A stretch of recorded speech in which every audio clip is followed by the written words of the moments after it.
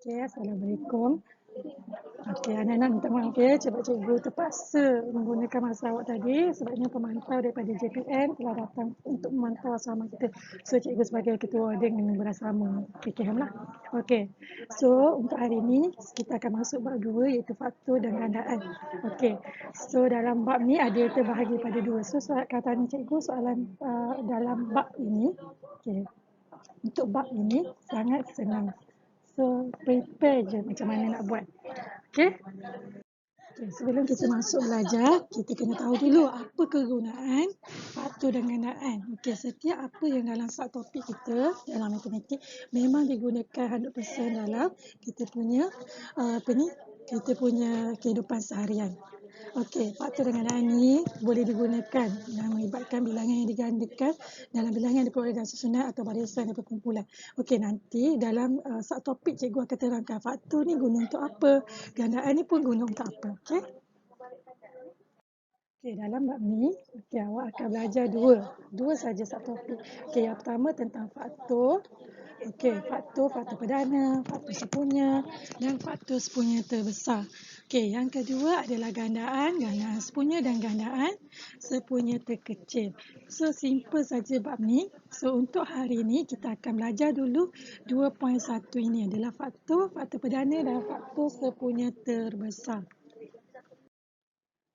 Okey, dalam bab ni, awak akan jumpa subtopik faktor. Okey, dalam faktor ni ada 4 perkara. Apa itu faktor perdana, apa dia faktor sepunya dan apa dia faktor sepunya terbesar. Okey. So, kalau kita tengok apa dia maksud dengan faktor.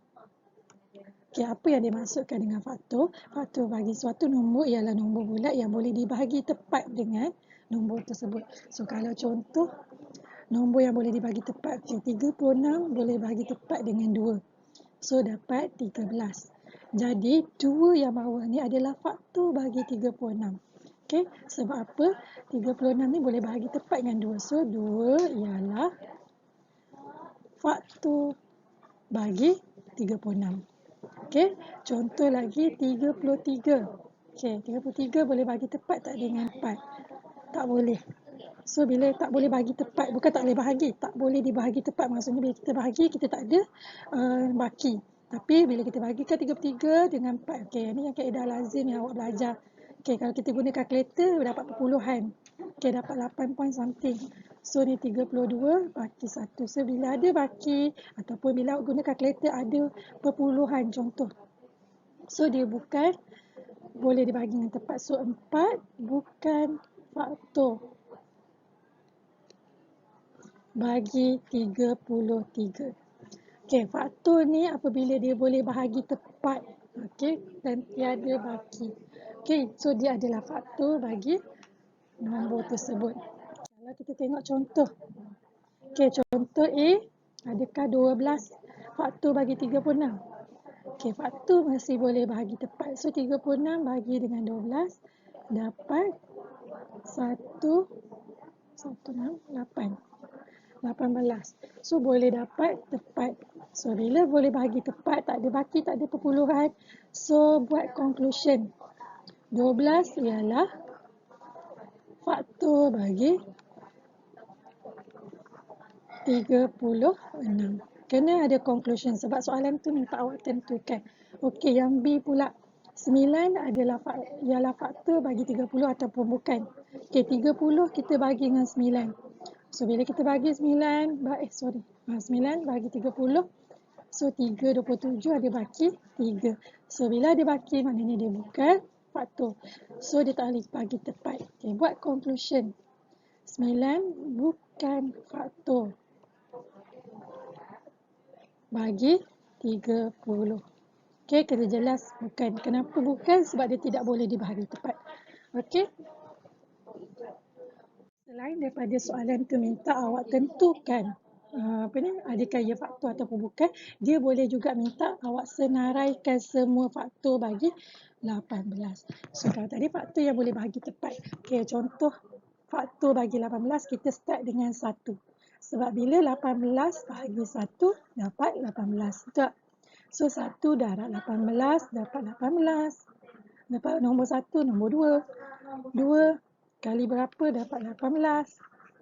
9. 3 kali berapa dapat 18? 6. Okey, 4 boleh tak? 4 bagi berapa dapat 18? Tak dapat kan? So, 4 bukan faktor. Okey, 5. 5 boleh darab berapa dapat 18? Tak boleh. So, berhenti sampai situ sebab lepas 5, dia akan pergi ke 6. So, kita boleh berhenti dah. So, faktor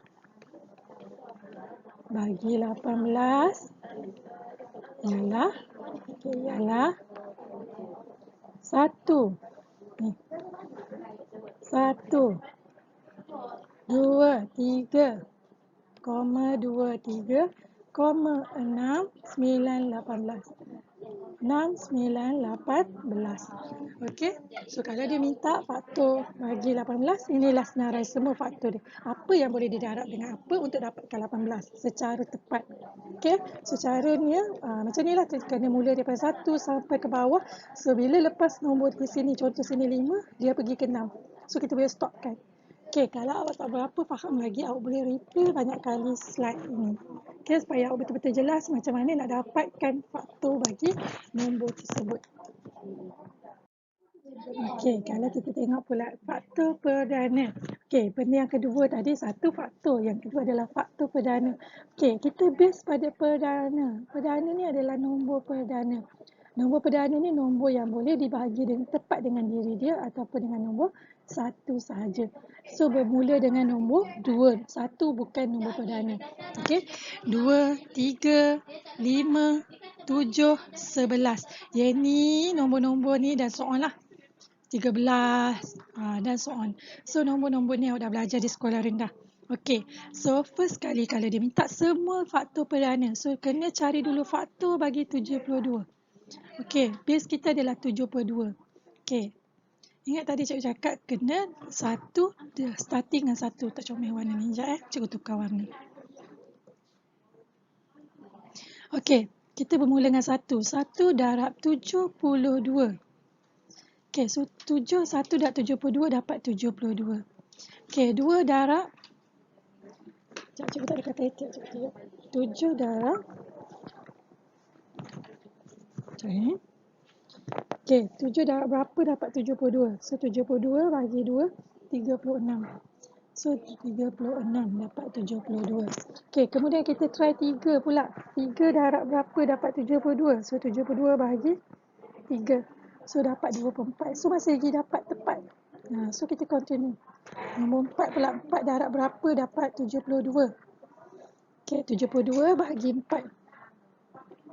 Dapat 18.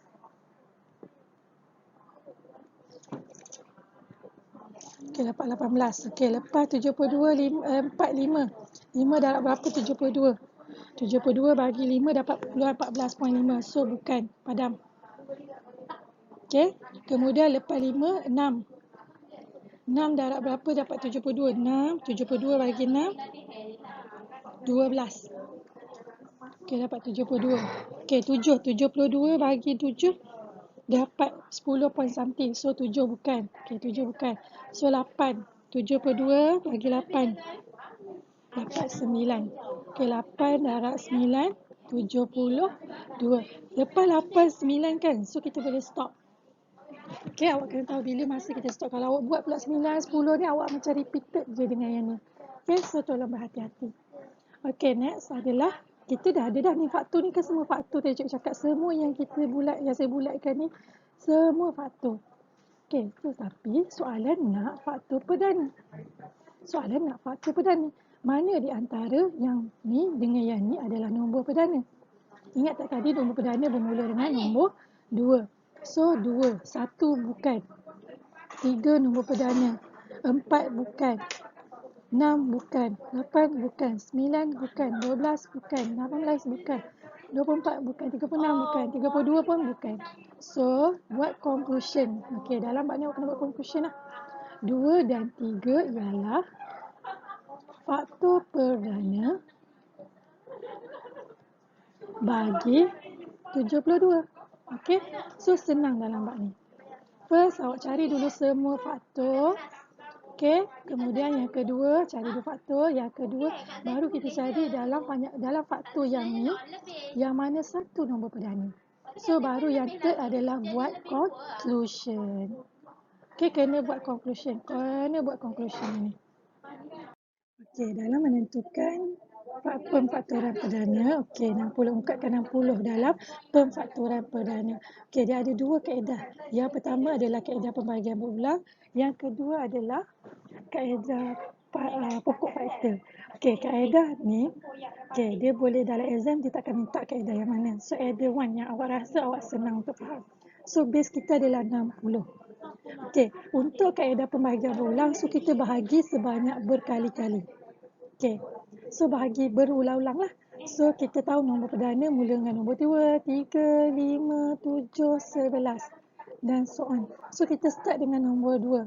So bila kita bahagikan 60 dengan 2 dapat 30. Okey, kita boleh lagi bahagi dengan 2. So bahagi lagi dengan 2 dapat 15. 15 tak boleh bahagi tepat dengan 2. So kita guna pula 3. So 3 darab dapat 5. Okey, lepas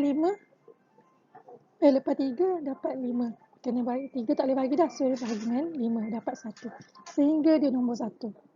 So pemfaktoran perdana bagi 60 ni adalah 2 darab 2 darab 3 darab 5. Maksudnya untuk dapatkan 60 ni dia darab dengan faktor perdana. Okey, masuk soalan ni nak ungkapkan 60 dalam bentuk pemfaktoran perdana adalah dengan kita darabkan nombor-nombor perdana baru kita dapat 60. Okey. So kalau ikutkan pemfaktoran perdana ni boleh 1 darab 60, 2 darab 2 darab 30.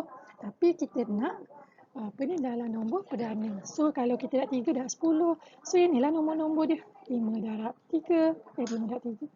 5 darab 12. So 5 ni adalah nombor perdana dia. So yang ni adalah kaedah yang paling cepat lah daripada awak senarai yang paling panjang ni. Okey, kaedah pembahagian berulang ni antara kaedah yang paling cepat untuk awak dapatkan jawapan. Okey, kaedah pemfaktoran pula. Kaedah pokok faktor. Faktoran pula. Okey, kaedah pokok faktor adalah dia mula dengan nombor 60. Okey, nama pokok kan? Mak pendek juga. Bukan lebih pendek. Okey. So dia mula dengan 60. Okey, dia starting dengan 60 kan? Okey, dia starting dengan 60, dia pecah kepada 2. Okey, awak boleh pecah kepada banyak bahagian. Kalau cikgu suka bahagian pecah kepada nombor yang boleh dibahagi. Macam contoh 60 nak bahagi dengan apa? Contoh 3 darab 10. 3 darab 10 benda. 2 darab 30. Astagfirullahaladzim. 2 darab 30. Okey, 2 ni memang dah stay. 2 adalah nombor perdana, tak boleh bagi dengan apa-apa dah. Kita start 30. 30, 3 darab 10. So, nak hasilkan 3 dah berhenti, tak ada dah. So, nak hasilkan 10, 2 darab 5. Okey, 2 darab 5. Okey, cikgu ulang balik. Tadi pening kan? Memang kaedah pokok faktor ni mula-mula je pening, tapi okeylah, bolehlah senang. Okey, starting dengan 60. Okey, base kita adalah 60. Kita pecahkan apa yang boleh hasilkan 60. Okey, contoh tadi saya 3 dengan 30 dengan 2. Okey, 30 dengan 2. Sebab 3 dah 2, 60 kan. So 2 adalah nombor perdana, so boleh stay dah. So nak hasilkan 30, 3 darab 10. 3 nombor perdana, stay dah. Bulatkan je. Kemudian 10 nak hasilkan 10, 5 darab 2. So 2 dengan 5 adalah nombor perdana. So 60 sama dengan, kita susun daripada kecil, 2 darab 3 darab, ni 3 kan? 2 darab 2 darab 3 darab 5. Okey, sama. Nampak tak? Kaedah apa pun sama. Tapi pastikan awak gunalah kaedah yang awak rasa sesuai, yang awak selesa. Okey? Okey. So, kita pergi yang ketiga adalah faktor punya Okey, apa yang dikatakan tentang faktor sepunya? Faktor sepunya ni faktor lah, satu faktor apa yang boleh dibagi tepat. Sepunya ni mesti sama. Contoh ada dua nilai kat sini. Nombor 24 dengan 36. Sekarang ni kita nak tahu adakah 6 ni faktor bagi 24 dengan 36 ke tidak? Okey, kalau betul dia faktor kepada 24 dan 36, kita panggil dia adalah faktor sepunya. Okey, sekarang ni 24 nak jadi daripada 6 nak jadi 24, maksudnya awak kena bagi tepat 24 bahagi 6 dapat 4. So boleh bagi tepat. Okey, so 6 ni adalah faktor bagi 24. So 36 bahagi 6, 6. So dapat nombor bulat. Jadi 36 ni pun faktor bagi faktor 6, 6 adalah faktor bagi 36. Jadi buat conclusion. Bila boleh dua-dua ni boleh dibagi tepat. So maksudnya dia faktor bagi nombor tersebut. Jadi buat conclusion, 6 ialah faktor sepunya. Sepunya ni sebab dua-dua lah sepunya. So dia sama. Sepunya bagi 24 dan 36. Okey, senang je kan? Okey. Okey, ini adalah satu topik terakhir dalam faktor, iaitu faktor sepunya terbesar. Ini antara soalan yang sentiasa keluar, bukan sentiasa keluar. Soalan faktor jarang-jarang keluar, tapi dia macam glamour sikit. Kalau faktor soalan bab 2 ni keluar, dia akan selalunya tanya FSTB ataupun GSTK. Sebab dia merangkumi semua. Okey, untuk dapatkan faktor sepunya terbesar, ada dua cara. Okey, faktor sepunya terbesar maksudnya faktor bagi 18 dengan 18 ni faktor mana yang paling terbesar? Okey, dia ada tiga cara, tapi kat sini cikgu tunjuk dua cara je. Sebabnya kalau cikgu tulis tunjuk banyak nanti awak keliru. So kaedah yang ketiga adalah kaedah pemfaktoran perdana. Itu awak boleh tengok dalam buku teks. Okey, cikgu akan cari kaedah yang paling senang untuk awak buat. Okey, sekarang ni cikgu buat dua kaedah, iaitu kaedah senarai dan kaedah faktor sepunya. Okey, kita pergi dulu kaedah senarai. Okey, senarai ni maknanya awak senaraikan lah. Daripada 18, okey, 1. Faktor bagi 18 apa dia? 1 darab 18, 2 darab 9, 3 darab 6, 4, 4, 5, 6. Okey, tak ada dah. So, ini saja. So, faktor bagi 4, 24, 1 darab 24, 2 darab 12, 3 darab 8, 4 darab 6. Okey, so ini saja. Okey, kita tengok faktor sepunya terbesar apa yang sama. Sini ada 1, tak nampak. Okey, sini ada 1. Sini ada 1, sama. Sini ada 2. Sini ada 2, sama. Sini ada 3. Belah kanan pun ada 3. Okey, so yang ke-6 ada 6. Okey, 9. Sini tak ada 9. 18. Sini tak ada 18. So, faktor yang sepunya. Okey, faktor sepunya. Ni sepunya tau, bukan yang terbesar lagi. Faktor sepunya adalah 1, 2, 3, 6. Tapi dia nak yang terbesar. So, bila dia nak terbesar, kita ambil yang terbesar lah. So, jawapan dia adalah 6. 6 adalah FSTB bagi 18 dan 24. Tolong pastikan awak buat conclusion. Kena buat conclusion. Kalau tak buat conclusion, cikgu tak tahu. Okey, sebab bab ni memang pentingnya conclusion. So, awak kena nyatakan 6 ni adalah FSTB bagi 18 dan 24. Okey, matematik tak ada masalah if you want to write down the simple way, macam short form. Okey. Tapi pastikan short form awak tu betul lah. Janganlah short form yang awak buat short sendiri. Okey, bukan yang ayat WeChat. Okey, FSTB tu sah-sah lah. Faktor sepunya terbesar. Okey, kita pergi pada kaedah pembahagian berulang. Okey, yang ni kena ingat sebab yang ni nanti awak belajar dalam gandaan benda yang sama. Tapi bezanya, beza bila kita takkan bahagi dia habis. Okey, pembahagian berulang ni maksudnya bahagi yang berulang-ulang. Okey, kita tulis dulu 18, 24. Okey, first step. Okey, yang kedua, kita bahagi dengan nombor yang paling rendah. Okey, 2, 3, 4, 5 dan ke bawah. Selalunya kita tak pakailah nombor 4 ni sebab bahagi dengan 2 kan. Kita pakai nombor perdana. Okey, bila kita bahagi dengan 2. Okey, bila 18 bagi 2, 9. 24 bagi 2, 12. Okey, boleh tak bahagi dengan 2? 9 tak boleh bahagi dengan 2. So, bukan 2. Kita tukar pula. Selepas 2, okey dah 2 dah. Guna dah. 3. So, guna 3. 9 boleh bagi dengan 3 dah.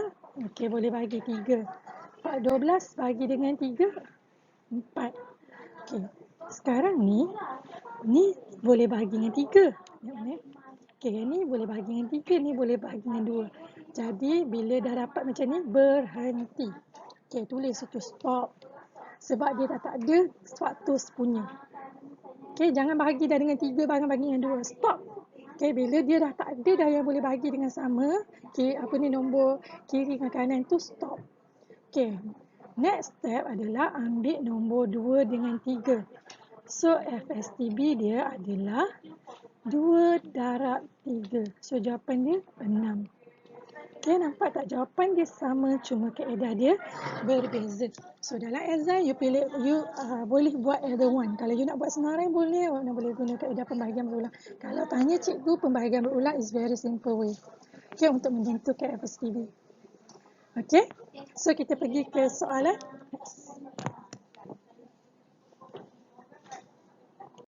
Okey, kita pergi ke contoh ke-7.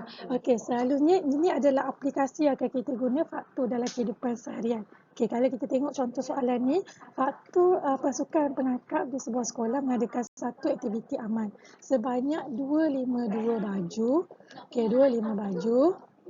Okey, 180 seluar, 108 stoking. Okay, bila dapat soalan macam saya masalah macam ni, tolong pastikan you come up with the mathematical equation.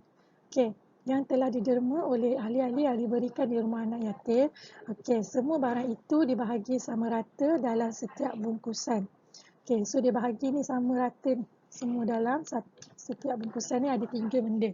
Okay, macam mana dia nak kira berapa bungkusan yang dia dapat dengan barang yang disediakan. Okey, yang inilah triknya, kelebihannya awak guna faktor FSTV. Okey, so cara dia awak kena guna bila soalan ni yang banyak bangunan dia bagi-bagi contoh dia bagi. Contoh macam sekarang tengah trade in buat hamper. Okey, buat buket yang coklat tu kan. So awak beli KitKat, beli Cadbury, beli Dairy Milk. Okey, macam mana awak nak tahu sebanyak mana awak boleh buat berapa banyak jambangan coklat awak boleh buat dengan barang-barang yang awak beli. So, awak boleh guna FSTB.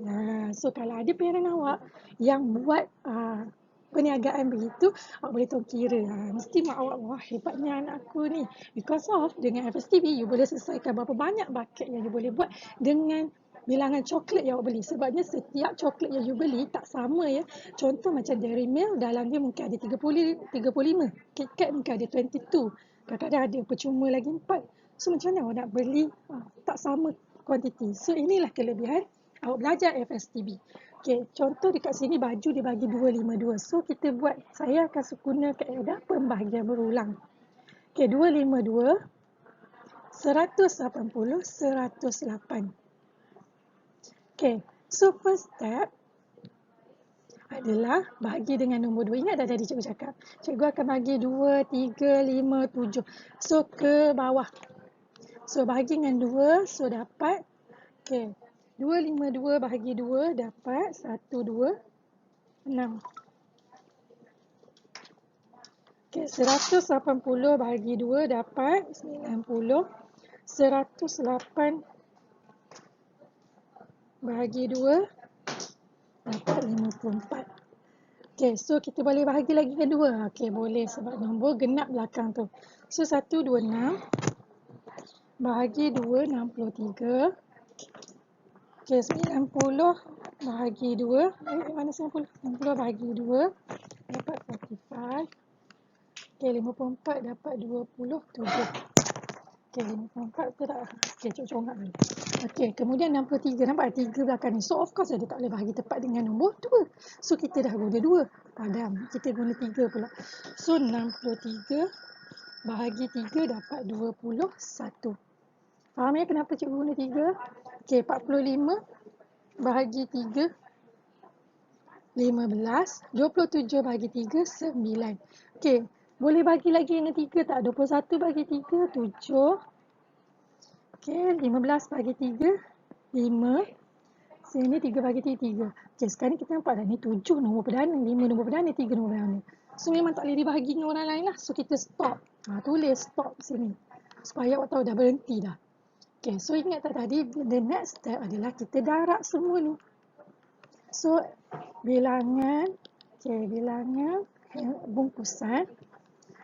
Buat conclusion. Kena buat conclusion. Jangan tak buat conclusion. Sama dengan 2 darab 3 darab 3.